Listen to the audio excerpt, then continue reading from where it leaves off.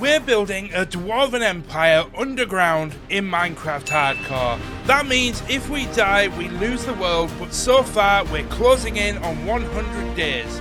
And today we're turning our attention and building one of many villager trading halls before going on a grand quest to bring home some villagers and some cows. Thank you, brother and sisters, for smashing 1k subscribers. Grab your picks and strap yourself in, because you're in for a ride. Let's roll the video. Okay, welcome your faces back, and we're going to be jumping in straight away, and we're not going to be messing around because we've got so much to do today. You have no idea just what I want to achieve in today's video. So we're going to make some iron pickaxes. We only need a couple because we're going to be doing some mining straight away because we need to go and get some andesite for our very first project. But I'm not going to spoil it, but we are going to be getting straight into it, so let's go. So I do remember over in the corner seeing an andesite deposit, and this is great because this is probably not even going to be enough for what we need it for. However, it is enough to get the project started, so we're going to go ahead and mine all of this out. The pickaxe broke, but there's still so much more to get, so we're going to go make some more, and we're also going to make a chest so we can store the couple of stacks that we've managed. Oh, can't get up. Hoi, hoi, there we go.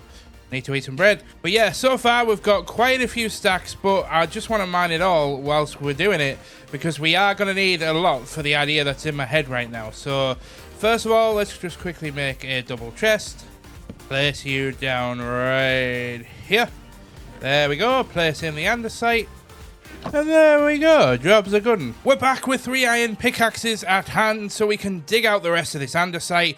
So let's quickly time-lapse this so we can get it over with.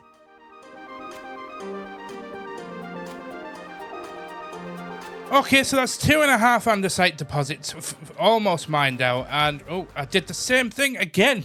Do you know what? Let's just place a block there just so we don't do that again in the future. Oh, this is huge. We've just had a slime spawn over here. I wonder if we can figure out what chunk he came from.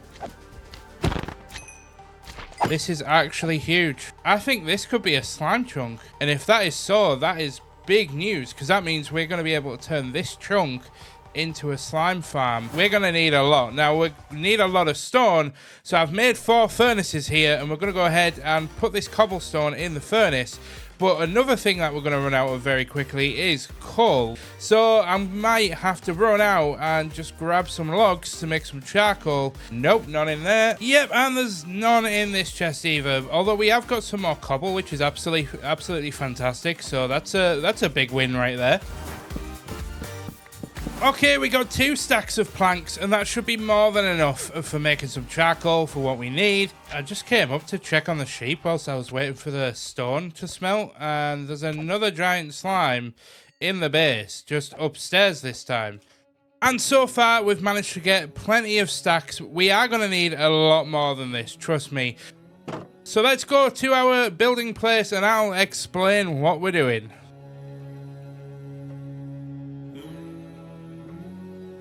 And now that I've been completely carried away in completely terraforming this area, I have actually just dug out a bunch of blocks, and I'm actually curious to just see very, very quickly how many items we've gone through 46 iron pickaxes so far. And what we need to do is we need to get some andesite and some stone, and we need to basically use this andesite and stone. And in the creative world, I did use stone brick, but I will probably go around and add some stone brick to the build down the line.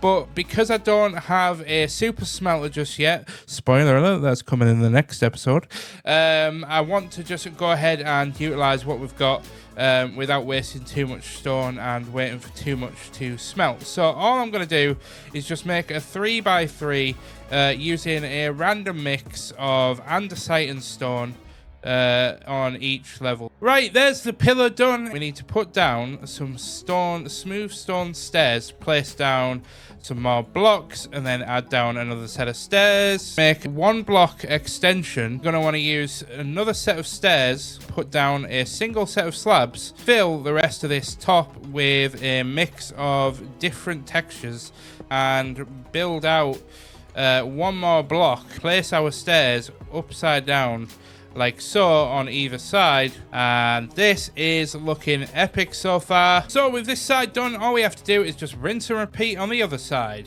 Now we've got the foundation of the bridge placed down. This is where we're going to need a crafting bench, because this is where we're actually going to start to build some of the detail. What you want to do is you want to place down 2 blocks. So in this case we're going to go stone, because what we're doing now is we're actually going ahead and adding some depth to the build. Place down these andesite fences or walls, and we just build this up to fill in all the gaps. And then we're going to want to do the same on the other side. Okay, so you just need to make a quick T shape like this. Place down a upside down stairs again. Place down some bricks. Again, making sure that we add a little bit of texture, and place a upside down stair again right next to where we placed the previous one.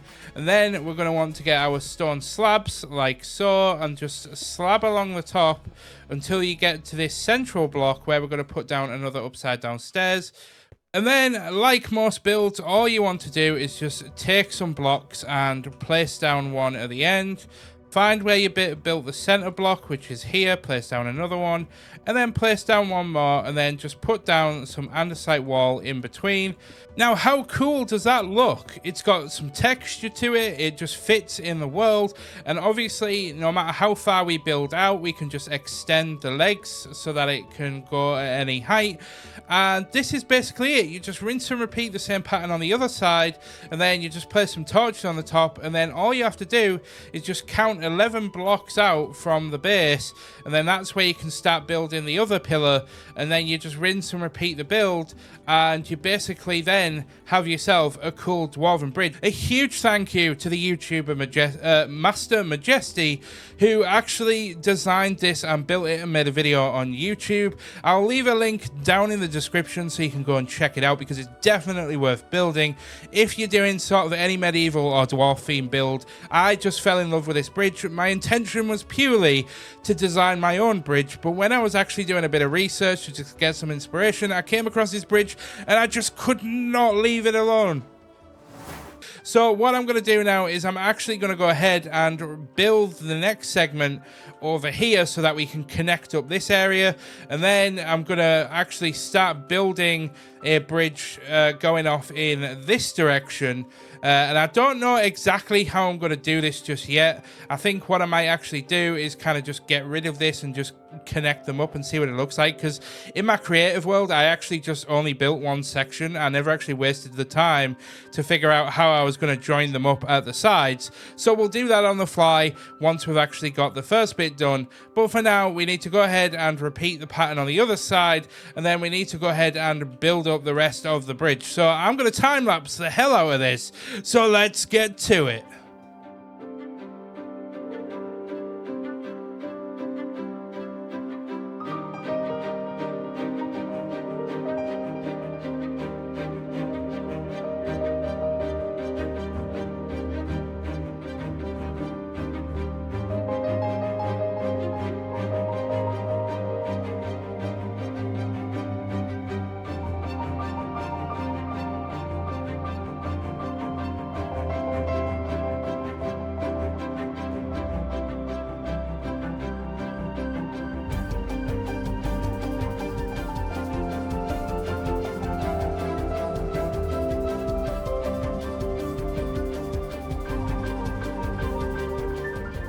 Okay, so I've had to stop the time-lapse temporarily because I actually didn't really plan this out very well, and some of you have already clocked on, but the issue is that I need to build it here, and this is in the way, so I'm going to have to completely rip this out.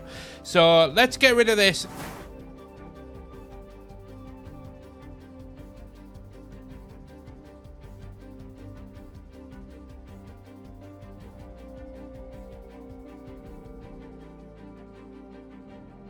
And we're finally finished with the first segment of the bridge. Now, how awesome does it look to run across here?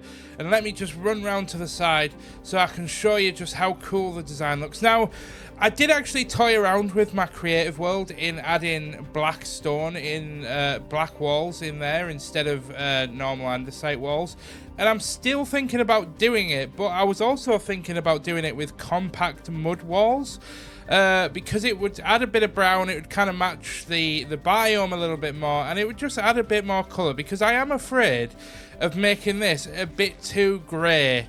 And you'll see with the next part of this video that we are starting to add a little bit more colour, and this is going to be the first big undertaking that we're going to take up next. But I'm making an anvil that I can't afford because we have officially run out of iron. However, it is worth it because I would like to take just a very, very quick moment to just say a huge thank you to each and every single one of you for subscribing to the channel. We have smashed 1,000 subscribers as of recording this video. We are closing in on 1,100 actually.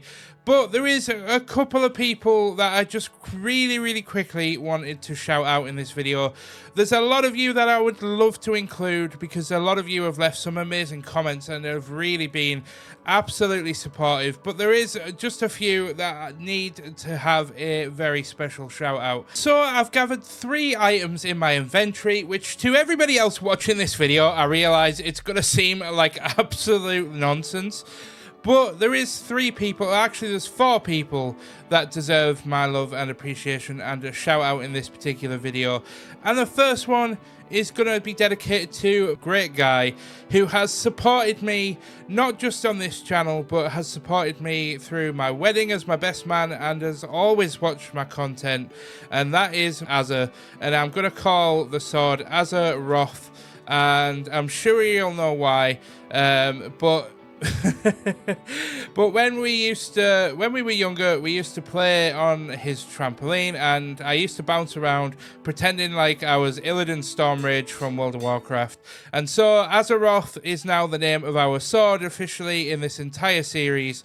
And the next up is the first emerald we ever got in this world. I am not going to be spending this emerald, and I'm going to go ahead and call this emerald Luke, because Luke is my younger brother who has been absolutely amazing and absolutely annoying in asking me when the next video is coming out. And I'm telling you, Luke, it'll come out when it's out, okay? So I won't be using Luke in this world. It's going to go in my chest of memorabilia of all the first items that we've ever used, and that will be put in an item frame and placed in the world when we get to a certain point. And last but not least, I want to go ahead and name our trusty bucket Dad's Bucket. And the reason for this is pretty self-explanatory, but I do have to let everybody know that not only has my best friend and my younger brother been extremely supportive of making YouTube content over the years and live streaming and everything else that I've ever done, but so luckily so has my dad. And my dad doesn't necessarily always watch these videos, and I don't even know if he'll see this, but I definitely want to pay homage to my dad, who has been absolutely amazing.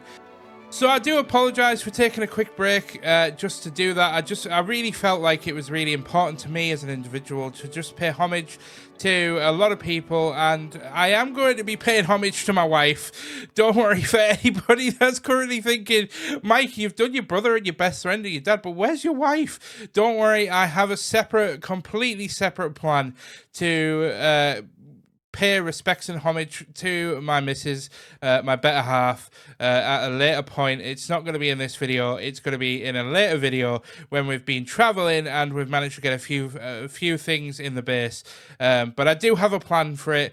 But that being said, now that the bridge is complete and now that we've got that out of the way, we are wanting to get some villager traders down here. And that means in order to do that, we need to actually have a library area. And this is where we are going to have villagers that are going to have the profession of librarian. We're going to have the librarians roaming around in a cool hall that's built to look like a cool dwarven library, because basically, I feel like when the dwarves move into a new homeland, the first thing they're going to want to do is not only start a record of everything that's going on and who's going to have what job, etc., but they're also going to want to start documenting their history.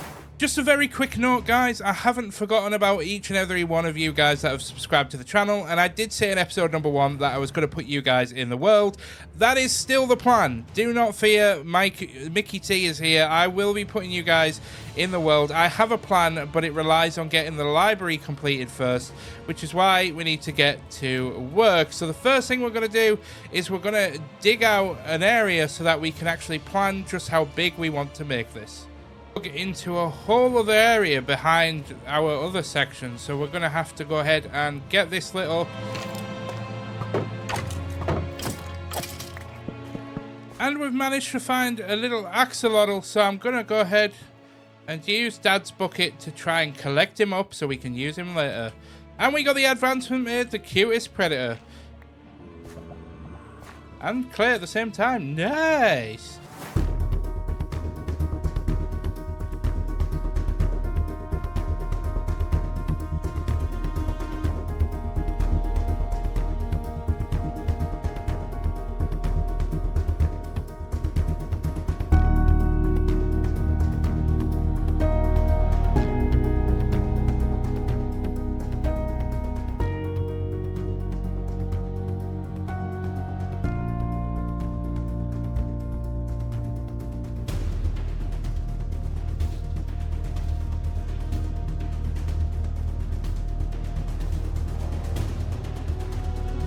And there we are, we've finally mined out the entire library area, and we've got a lot of work to still get on with because we need to cover this entire back area and build it up.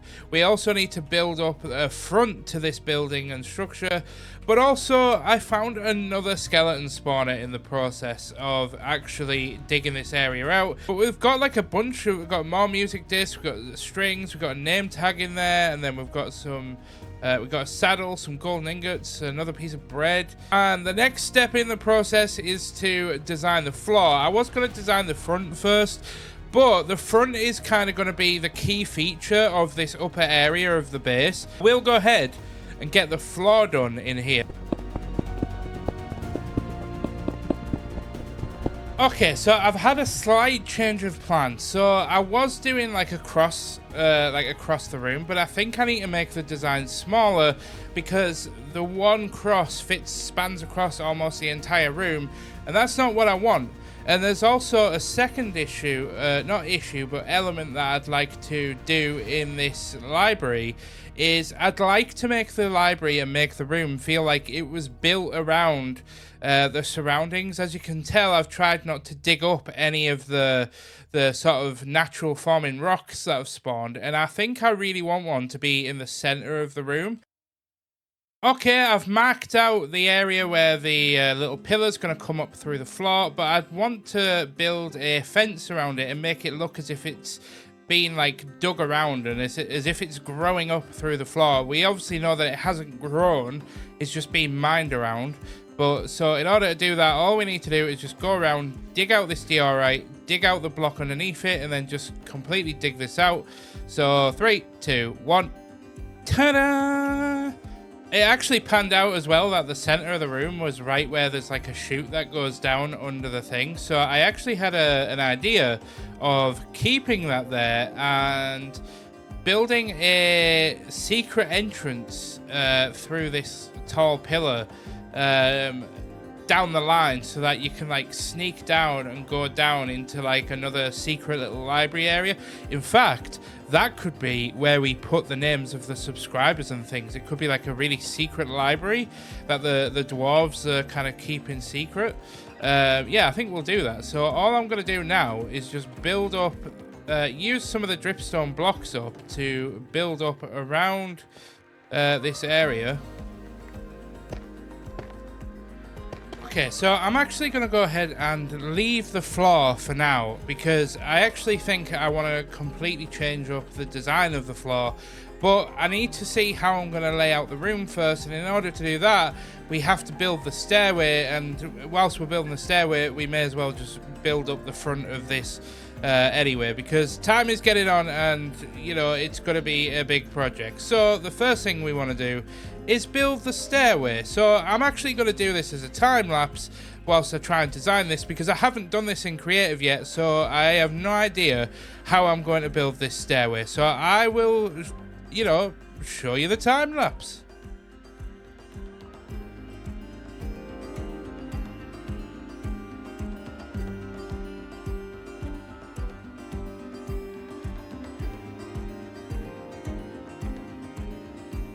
Okay, we've finally finished the stairway. It doesn't look the best. It'll probably get changed in the future, and I've actually just realized that I've built this wrong. So if we go 1, 2, there we are. That's how it's supposed to look. Helps when you keep things symmetrical in Minecraft, but you know, I am still learning. Please remember guys that I am not a professional builder in any sense of the word. We do need to sort of maybe jump into creative to play around with this entranceway a little bit, so I might actually just leave it there for a second, jump into creative, and then I'll be back in about half an hour once we've played around in creative mode to figure out what the heck we're going to do. Okay, so I've actually been and built something in creative that I have a screenshot on my second monitor, and I built it and I actually really like it. I think it will need some tweaks in the future, but I know how we're going to build the front of this and it's going to look pretty awesome. But before we do that, I need to go and get some spruce logs so we can spruce this up. Yes, I saw that comment saying that I said we were going to spruce it up, but I didn't actually use spruce logs and I missed a trick there. So we're going to go get some spruce logs and I'll be back. We're back with spruce logs, so we're going to quick build.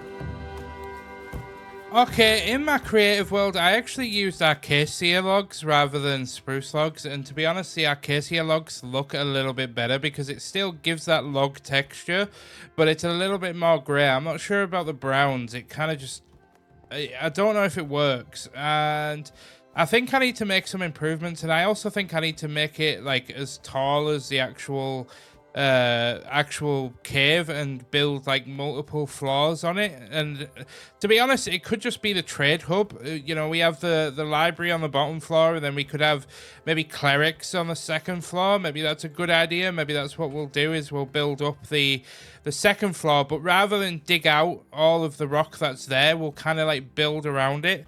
As if like the dwarves dug this room out and then they kind of just built on top using brick and stuff. And built around the rock rather than, you know, thinking it out. But we're at a point now where in order to actually continue, I need some, well, first of all, I need bookshelves and some books so that I can make the actual stands to give them the jobs. But before we actually do that, there's one problem, and you may have noticed, we don't have any villagers. So I'm going to have to go on a little bit of an adventure. So I'm going to have to go and get some food from our farm, and we're going to have to head out and try and find some villagers so that we can actually get some villagers into here and start making a breeder. And I think we'll go and check on the sheep as well, because we're currently in the process of getting some grass moving, and it's moving along nicely.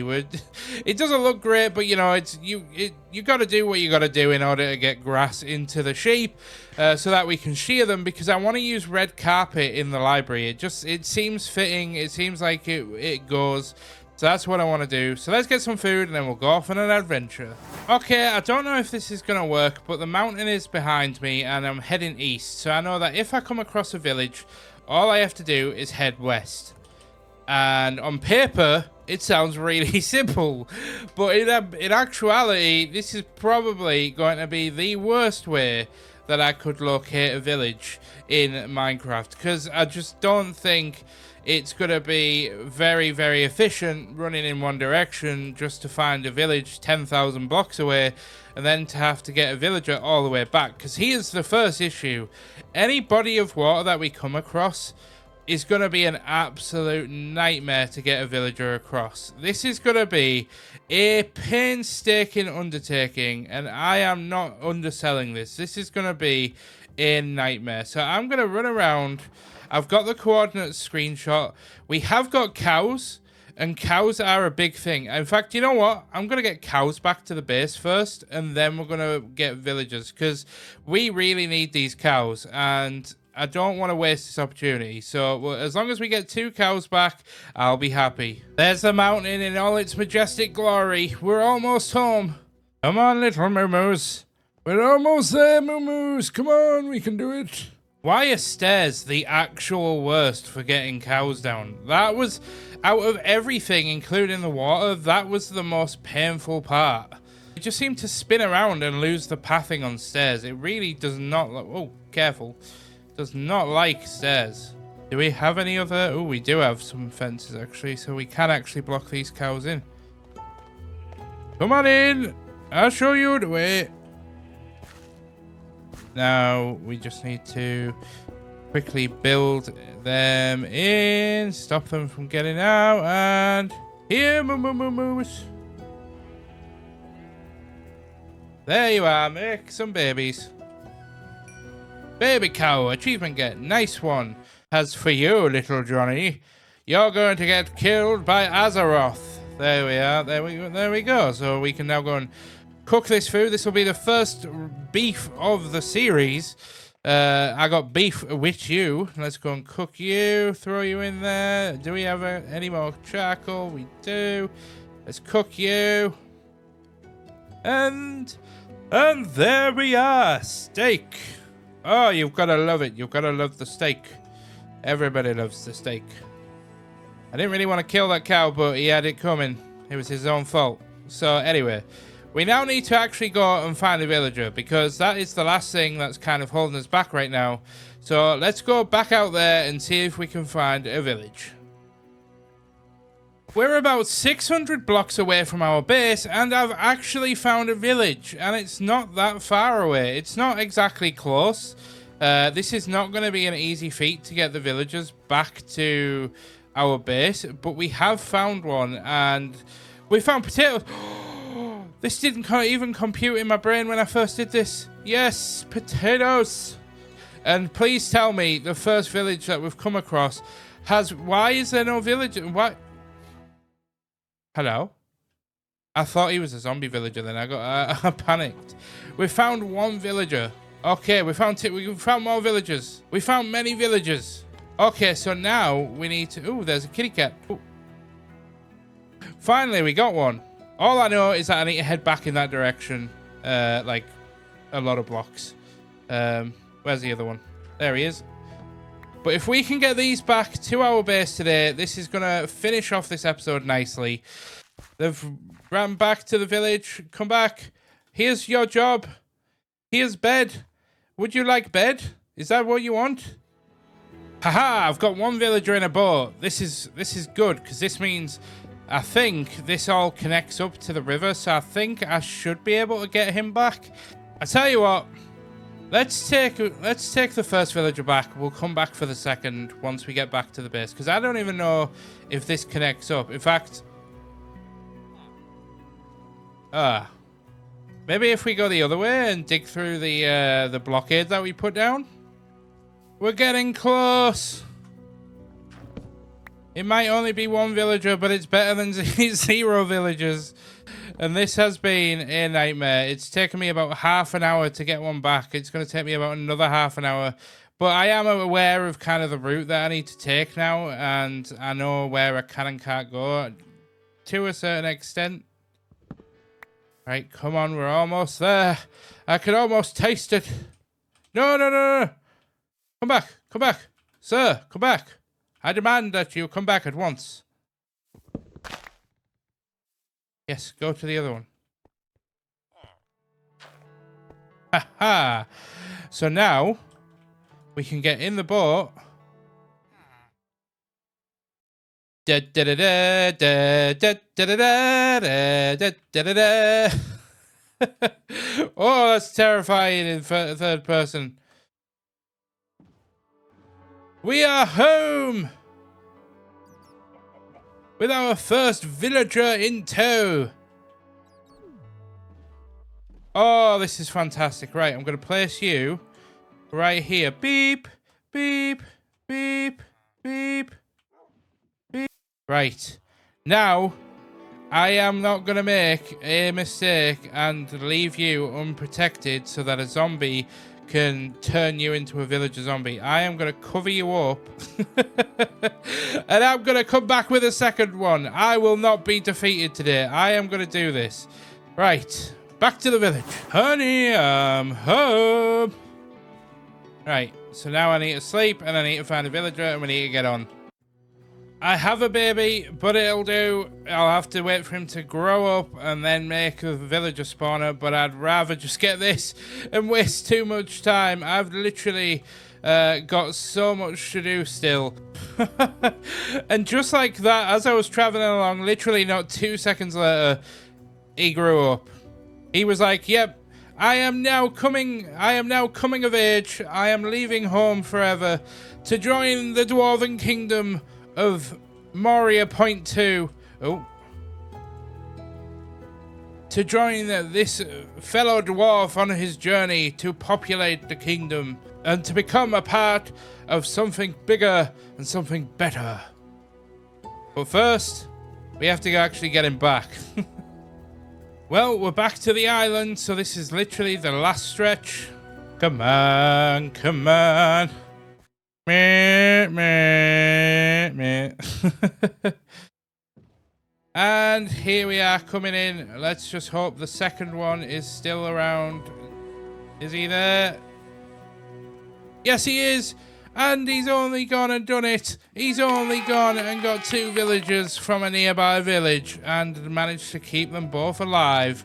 There we are. So now we can actually go ahead and start thinking about getting these guys into a villager breeder, but that is the worst looking thing I have ever seen. Okay guys, I've been It's Me Mickey T, also known as the Mike James. Thank you for watching today's episode.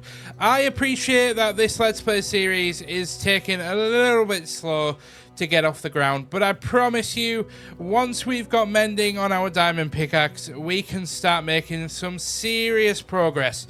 But this is the biggest turning point in the series so far. Not only have we got cows in the base, we've also got 2 villagers in the base, and this is the most important thing because this means we can make a villager breeder at the beginning of the next episode and we can make some progress. So the next episode will be focused on getting some enchanted gear, which is an exciting time. But I cannot thank you enough for watching. I cannot thank you enough for everybody that's subscribed to the series so far. The support has been immensely overwhelming. I will see you in the next one, guys.